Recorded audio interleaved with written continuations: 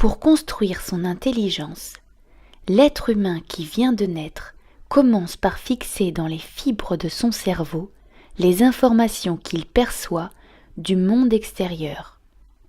Chaque image, chaque interaction, aussi quotidienne soit-elle, laisse comme une trace de mémoire de l'expérience vécue en connectant des neurones.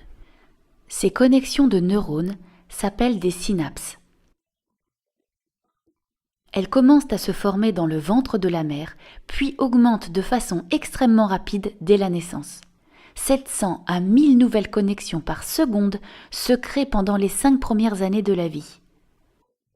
Tout ce que nous faisons avec lui ou devant lui, tout ce qu'il perçoit du monde crée une connexion dans son cerveau. Il atteint donc une très grande quantité de synapses. Pour preuve, une petite comparaison.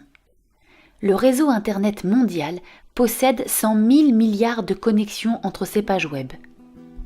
On appelle cela des hyperliens. Mais le cerveau de l'adulte, lui, possède le triple de connexions entre ses neurones. Et tenez-vous bien, le cerveau de l'enfant possède 10 fois plus de connexions que le réseau Internet mondial. 1 million de milliards de connexions synaptiques. Ce qui signifie qu'il lui suffit de vivre et d'être en relation avec le monde pour créer un foisonnement de connexions neuronales.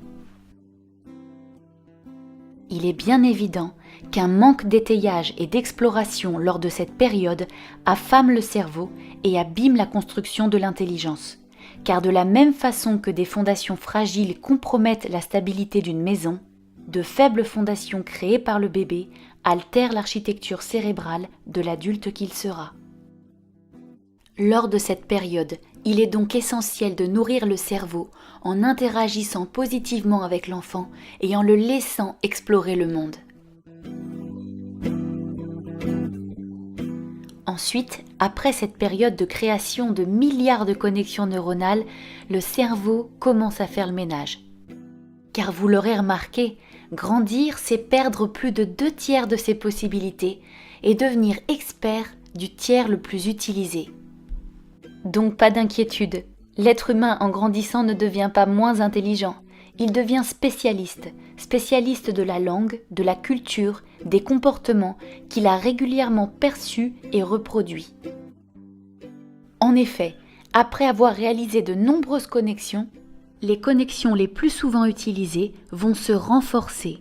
À l'inverse, les connexions les moins utilisées vont progressivement s'affaiblir et être éliminées.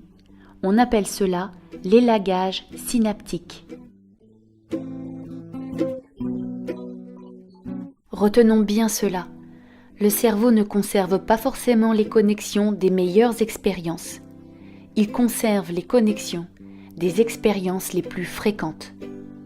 Notre responsabilité est donc très grande, car ce sont nos choix et nos habitudes qui vont renforcer certaines connexions et en éliminer d'autres. Cette plasticité cérébrale peut donc être à la fois une grande opportunité ou une grande vulnérabilité. Jack Shonkoff de l'Université d'Harvard le confirme. Advances in neuroscience, molecular biology, and genomics have a very simple message. That message is that early experience literally is built into our bodies, for better or for worse.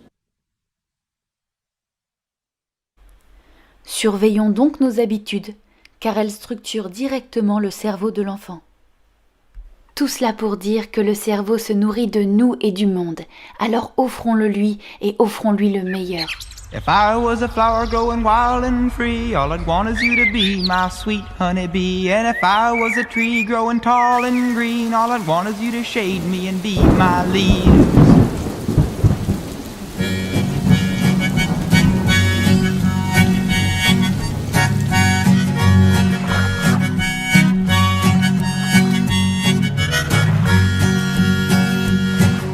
If I was a flower growing wild and free, all I'd want is you to be my sweet honeybee. And if I was a tree growing tall and green, all I'd want is you to shade me and be my leaves.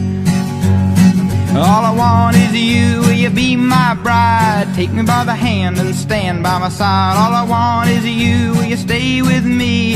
Hold me in your arms and sway me like the sea.